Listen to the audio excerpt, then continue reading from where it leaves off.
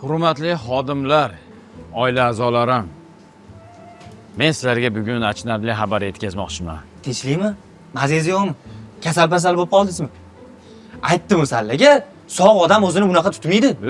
Ey, o'lmayapmanmi? Shunchaki ishdan ketyapman. Bugun kechgacha boshqarma yangi menejer kimligini aytadi.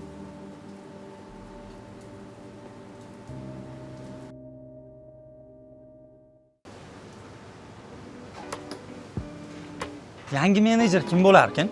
Sen bo'lasan. Yoki sen menejer bo'laman deb qaytib keldingmi?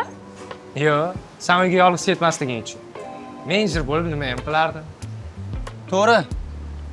Birinchidan, menejerlik sen qo'lingdan kelmaydi. Ikkinchidan, agar men menejer bo'ladigan bo'lsam, senga hamma ishlarni o'zim o'rgataman. Keyin yana bitta gap. Yangi menejer kelsa ham birinchi qiladigan ishi seni ishdan haydash bo'ladi.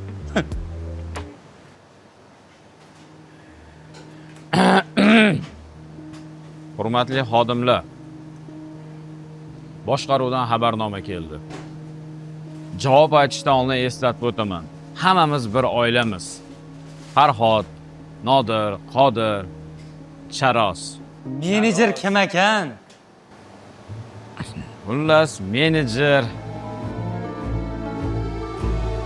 Sanjar.